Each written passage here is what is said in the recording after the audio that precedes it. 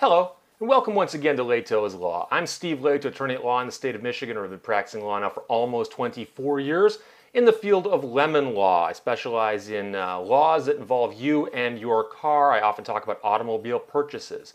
I also write frequently for Jalopnik's subblog Car Buying and even Opposite Lock, and I've written a few books, including a book called Chrysler's Turban Car, The Rise and Fall of Detroit's Coolest Creation. It's available wherever fine books are sold. I'll just put that there. So anyways, the most common thing that I hear on a daily basis at my office, via email, via phone call, I've gotten calls about this today already. I've gotten emails about this already today. Every single day I hear about one particular problem. It's a crisis in America, and it involves car buying. The average person in America, when they go to buy a used car, does not know what they're doing. They don't know what to watch out for. So today we're going to talk about what you must know before buying a used car. Catch that word, before, okay? Most people who call me are upset because they've bought a used car and they've gotten ripped off. And they're upset because they'd like to do something about how they got ripped off. A woman emailed me this morning. She bought a $20,000 car. Now it needs an $11,000 engine repair, okay? And she's upset because the dealership lied to her about something. And if you take my advice, this will not happen to you. This is very important to follow this kind of advice. But this is the stuff. So I decided, I've covered used cars before on Lehto's Law. I've written about it ad infinitum on the internet. So I'm going to take all of the information that you could possibly want to know about how to buy a used car, cram it into one podcast, and focus on the stuff you should know before you buy a used car. This is the stuff you need to do, okay?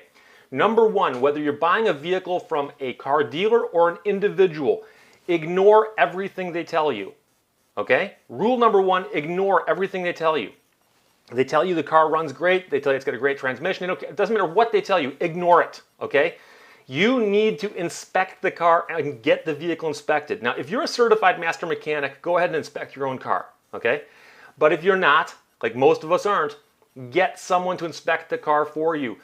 Be aware of the fact that if you don't inspect the car, you're basically buying it assuming there's things wrong with it because you don't know. And trust me, there are things wrong with that car, okay? So get the vehicle inspected, but don't believe things that the seller tells you, primarily because if it's an individual, in most states, the used car sale is presumed to be as is, which means you're buying it with all faults. So stuff that the seller tells you isn't even actionable, meaning you can't sue somebody if they tell you it's a great car and it turns out to be a piece of garbage. However, used cars sold by dealerships are almost sold as is also. So anything they tell you, you need to disregard. Now, if they tell you, hey, it's a 1999 Ford Explorer, yeah, you can believe them on that, but I would check it, the old check and verify thing. Look at the title and try to figure out if they're telling you the truth about that, obviously. But when they tell you, hey, it runs great, it was owned by a little old lady from Pasadena who only drove it on Thursdays, ignore all of that. It's meaningless. None of that will help you later, okay? And that will play into a few things I'm going to talk about in a second. But when they're telling you stuff about the car, ignore it. The only thing you should rely upon is the stuff you see with your own eyes and you verify with your own eyes and or through an inspection with somebody else. So when someone says, hey, I want to sell you this car, you say, I'm interested in buying the car. May I take the vehicle and have it inspected? Or better yet, bring somebody with you who understands cars and have them inspect it while you're looking at the car. If someone says, no, you cannot inspect this car, run. Run as fast as you can and as far away as you can. Never buy a car where the seller says you can't inspect it, okay? Obviously, they're not going to let you do a destructive test. They're not going to let you tear the engine apart to see if the cylinder walls are scored. But they should let you put it up on a hoist and have a mechanic walk around underneath it, for instance. They should let you take it for a test drive. I've met people who bought cars they didn't test drive, okay? I shouldn't need to tell you this. You must test drive the vehicle, but you should also get it inspected. The law actually, in most states, says that if you have the opportunity to inspect something and you don't, you are on the hook for anything that you would have found in the inspection if you had chosen to inspect it. So you're actually putting yourself out on a limb when you decide not to inspect something. Now, when you inspect a vehicle and you find something wrong with it, my advice to you, honestly, is just leave. Leave. Don't consider buying the car if there's something wrong with it. Now people say, well, wait a second, Steve, if the car's a great buy and the only thing's wrong with it is just one little thing, it's a check engine light's on or there's a tiny little drip over here, what if they fix it? Here's the problem. Most used car dealers will say, hey, guess what? If you want to buy this car, buy it and then we'll fix this thing for you.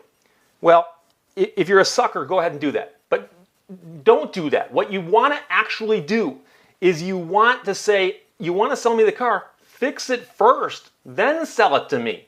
Why would they make it contingent on you doing the purchase before they repair the car? If they're going to repair it anyways, in good faith, they should repair it now. So say, you know something, repair the car and then I'll consider it because I got to see if it's fixed or not. A lot of car dealers have a thing called a due bill, D-U-E, due bill, or a we owe, O-W-E. Yes, both of those are funny words. It's a due bill or a we owe statement where they'll say, you buy the car, they give you the due bill, and they say, bring this back later and we'll fix it. I will admit, I foolishly bought a car like that when I was in law school, of all things. I bought a used car, and I noticed that there's a problem with something rubbing in the back, and the guy goes, oh, it needs new shock absorbers. And so he actually gave me a due bill for a new set of shocks. And I brought it back later, they replaced the shocks, and guess what? It didn't solve the problem. But I was stupid. I accepted the due bill that said, yes, we'll replace the shocks. Well, you know something, if I was smarter back then, I would have said, hey, you know something, there's something problematic back here. Can you fix this? Because if you fix this, I'll buy the car. And instead the guy goes, no, no, we know what that is. We'll fix it. Just, you know, sign here, pay this, boom, boom, boom, and then we'll fix it. Why would you do that? Okay, I want to go back and yell at my younger self. And I was younger and dumber back then, but I did it. Now the car turned out to have no other problems except for that one slight suspension issue. Something clunked in the back that followed me home. I mean, it literally never got resolved. But this is also a common thing, for instance, and Doug DeMuro actually wrote a great column about this. When you're going to shop for a used car and they say, oh, by the way, the air conditioning doesn't work because it needs a recharge. Okay, they're lying to you. If it only needed a recharge, they'd recharge it and sell it to you with working air conditioning. A vehicle with non-functioning air conditioning is worth substantially less than one that has working air conditioning. And the repair is something anybody can do. You can go to Amazon right now and order an air conditioning recharge kit. It costs $30. I just looked it up. And anybody who's capable of putting air in the tire of a car can recharge the air conditioning in their car for $30. Buy the stuff off Amazon. It's good for more than one recharge. You can do it in 10 minutes. It's simple. So if it's that easy, why wouldn't they do it before they sold you the car? They know that that's not the fix. They're just BSing you, okay? So if you are looking at a car and the air conditioning doesn't work and the guy says, you know something, buy the car and I'll fix the air conditioning, say, no, if you fix the air conditioning, I'll consider buying the car. If they say no to that, you say, you know something, let's you and I right now drive to an auto parts store. I'll buy the air conditioning recharge kit and we'll recharge the air conditioning and we'll drive it home. And if the air conditioning still works when we get here, I'll consider buying your car. And you know something, you're risking $30, but if it doesn't hold the charge, which it's not going to, you just saved yourself an ugly car purchase because the car does not have functioning air conditioning, okay? So a lot of times when they're telling you, hey, it's just a simple little problem, buy the car and we'll fix it, they are lying to you. I'm telling you right now, if there's something wrong with the car that they will not fix before they sell it to you, run away. And the number of times I've spoken to people or got emails from people who said, you know, I bought this car, the check engine light was on, and the guy said, don't worry, it just needs to be reset. Don't worry, it's just this, it's that. It's never that, okay? If it was that easy to fix, they would fix it. In reality, what they do is they reset something to make the light go off temporarily. You're driving down the road, the light comes back on again. So like I told you, the email I just got from the woman who's out $10,000, $15,000 on a $20,000 car, she believed something that the seller told her, and it's not actionable now. The guy said, yeah, we'll make that light go away. The light went away. Now it's her word against his. It's a lawsuit, and it's not something that's economically feasible to pursue, as we say. So if there is something wrong with the car, I would say run away. But if you really like the car, despite its flaws, tell them, fix those flaws, and I will consider buying the car.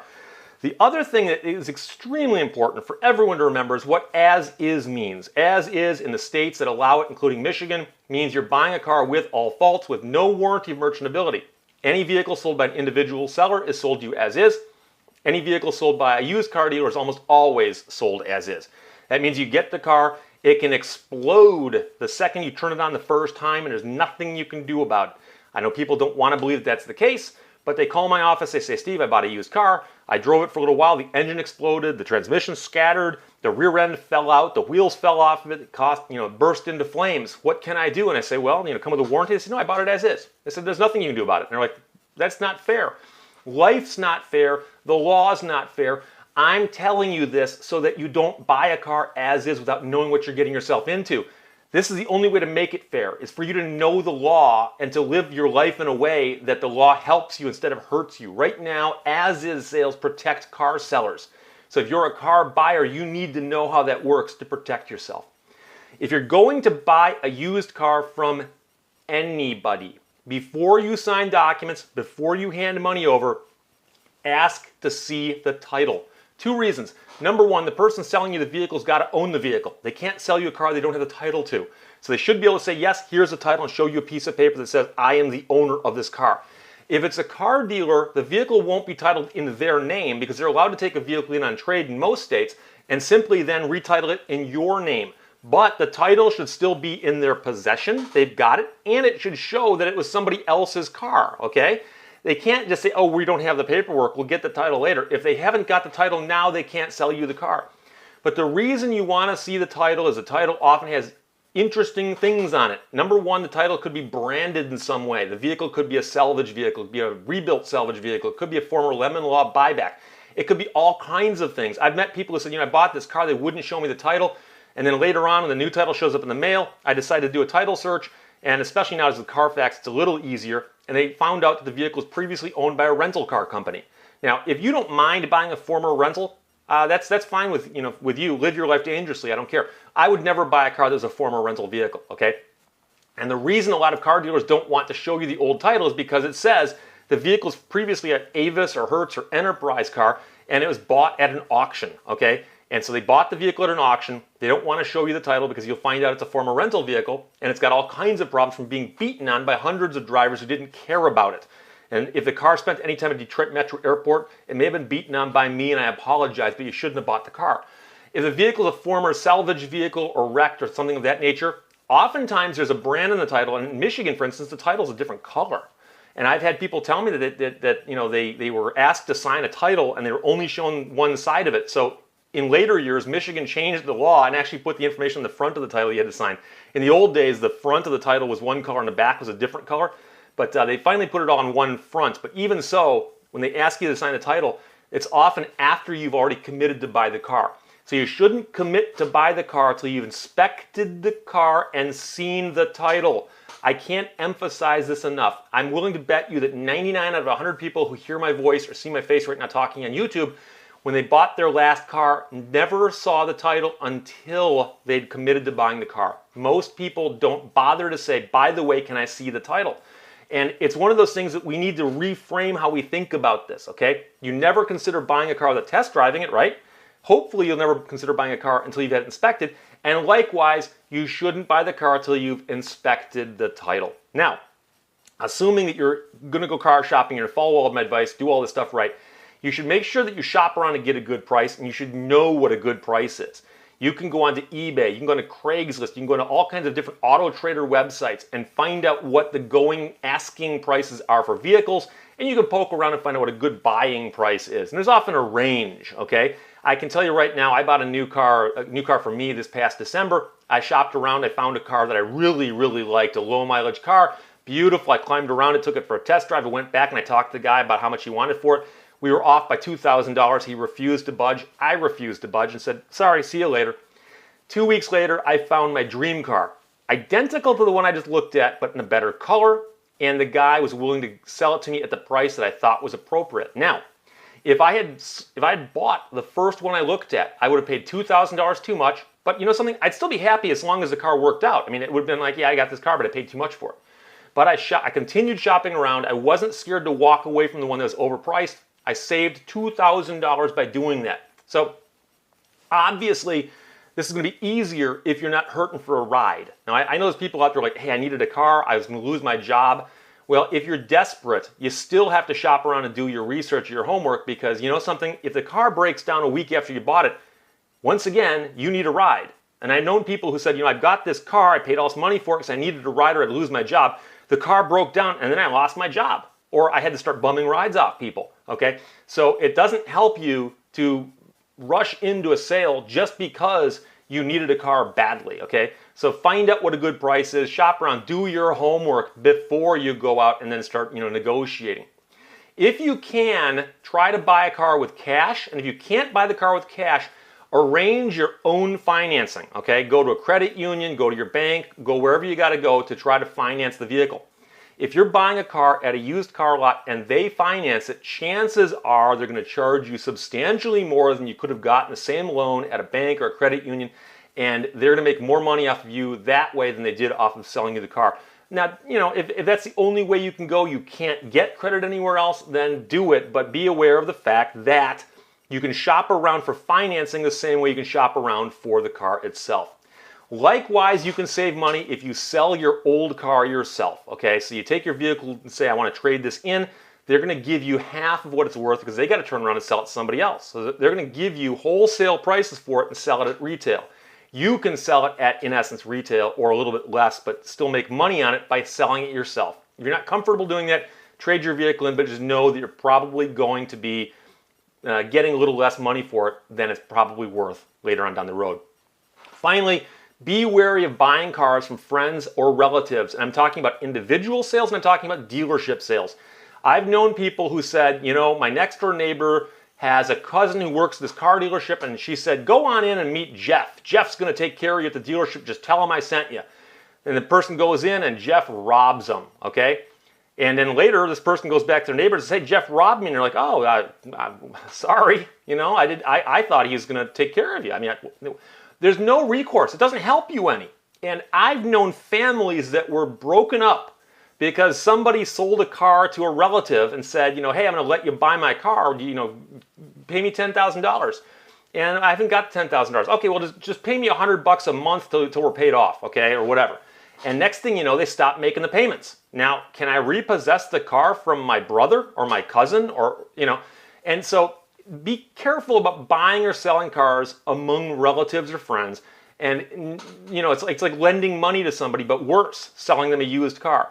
I've heard from so many people who say, I bought this used car from my brother, from my father, from somebody, and it broke down. What can I do? And I say, well, number one, you probably can't sue them anyways because it's a used car being sold as is. But number two, do you want to? You want to sue your relative because they sold you a defective car? And do you really think your cousin was giving you a warranty when they sold you the car?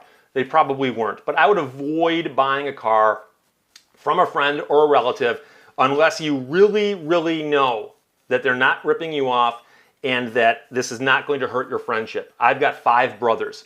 I would buy a car from any one of them or sell a car to any one of them. But we know each other well enough to know that would not hurt our relationships.